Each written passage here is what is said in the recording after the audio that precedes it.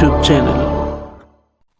বাংলা ভাষা ও সাহিত্যের প্রাচীনতম শাখা হল কাব্য। চর্যাপদ বাংলা ভাষা ও সাহিত্যের প্রাচীনতম নিদর্শন। চর্যাপদ বাংলা ভাষার প্রথম কাব্য বা কবিতা সংকলন। চর্যাপদের কবিতাগুলো গাওয়া হতো, তাই এগুলো একই সাথে গান ও কবিতা। এটি বাংলা সাহিত্যের প্রাচীন যুগের একমাত্র লিখিত নিদর্শন। 1907 সালে মহামহোপাধ্যায় ডক্টর হরপ্রসাদ শাস্ত্রী নেপালের রাজগ্রন্থাগার হতে চর্যাচর্য বিনিশ্চয় নামক পুঁথিটি আবিষ্কার করেন। নেপালে প্রাপ্ত পুঁথিটিতে গ্রন্থের নাম বর্ণিত হয়েছিল চর্যাচর্য বিনিশ্চয় বলে, যার অর্থ হল কোনটি আচরণীয় আর কোনটি আচরণীয় নয়। চর্যাপদের সাথে ঢাকার লোক ও দোহাকুশ নামে আরও দুটি বই নেপালের রাজগ্রন্থাগার হতে আবিষ্কৃত হয়।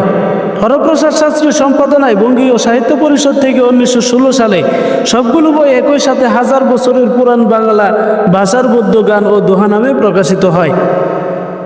ডক্টর মোহাম্মদ শহীদুল্লাহর মতে চর্যাপদের রচনাকাল 650 থেকে 1200 খ্রিস্টাব্দ।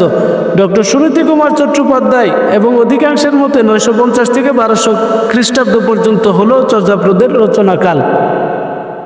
সপ্তম থেকে দ্বাদশ শতাব্দীর মধ্যবর্তী সময়ে চর্যাপদগুলো রচিত। চর্যাপদের আনুমানিক বয়স 1000 বছর। বাংলার পাল বংশের রাজারা ছিলেন বৌদ্ধ ধর্মাবলম্বী। তাদের আমলে চর্যাগীতিগুলোর বিকাশ ঘটেছিল।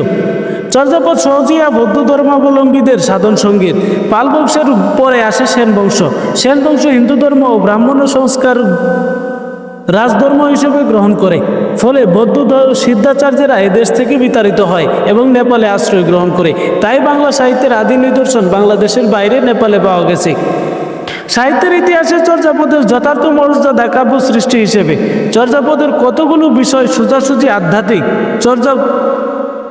বৌদ্ধ সিদ্ধাচার্যগণ তাদের ধর্মীয় রীতিনীতির নিগুড় রহস্য রূপায়ণের সময় সত্যিকারের কবি হয়ে উঠেছিলেন। চর্যাপদে সে আমলের জীবনযাত্রার নানা আচার ব্যবহার, রীতিনীতি, জীবিকা, অর্থনৈতিক অবস্থার পরিচয় পাওয়া যায়।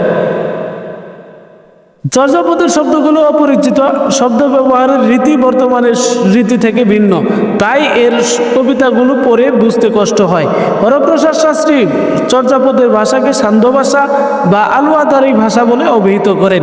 সুনীতি কুমার চট্টোপাধ্যায় তার বাংলা ভাষার উৎপত্তি ও বিকাশ, the origin and development of the Bengali language নামক গ্রন্থে ধ্বনিতত্ত্ব, ব্যাকরণ ও ছন্দ বিচার করে সিদ্ধান্ত গ্রহণ করেন যে পদসংকলনটি আদি বাংলা ভাষায় রচিত।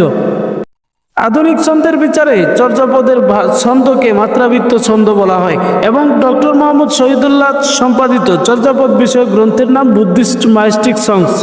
তার মতে চর্যাপদের ভাষা বঙ্গ কামরূপী। সেকালের বাংলা, উড়িষ্যা বা অসমিয়া ভাষার পার্থক্য ছিল সামান্যই, তাই এই ভাষাগুলোকে বাংলা সহোদর ভাষাগোষ্ঠী বলা হয়। চর্যাপদ উড়িষ্যা, বিহার, আসাম, পশ্চিমবঙ্গ ও বাংলাদেশের নিজ নিজ ভাষা ও সাহিত্যের আদি নিদর্শন হিসেবে বিবেচিত। চর্যাপদের সংকলক কানুভট্ট এবং টিকাকার মুনি দত্ত। হরপ্রসাদ শাস্ত্রী মোট 46টি পূর্ণাঙ্গ এবং একটি খণ্ডিত পদ পেয়েছিলেন। 23 নং পদটি ছিল খণ্ডিত, এর শেষাংশ পাওয়া যায়নি। হরপ্রসাদ শাস্ত্রী আবিষ্কৃত পুঁথিতে 24, 25 ও 48 নং পদগুলি পাওয়া যায়নি। 1938 সালে ডক্টর প্রবোধচন্দ্র বাগচি তিব্বতী ভাষায় চর্যাপদ আবিষ্কার করেন এবং তা কলকাতা বিশ্ববিদ্যালয়ের একটি জার্নালে প্রকাশ করেন। তিব্বতী অনুবাদে আরও 4টি পদের অনুবাদ সহ এই খণ্ডিত 23 নং পদটির অনুবাদও পাওয়া যায়। চর্যাপদ তিব্বতী ভাষার অনুবাদ করেন কীর্তিচন্দ্র। চর্যাপদের পদ সংখ্যা হল ডক্টর মোহাম্মদ শহীদুল্লাহর মতে 50টি, সুকুমার সেন সহ অধিকাংশের মতো 51টি, চর্যার পদকর্তা ডক্টর মোহাম্মদ শহীদুল্লাহর মতো 23 জন, সুকুমার সেন সহ অধিকাংশের মতে 24 জন।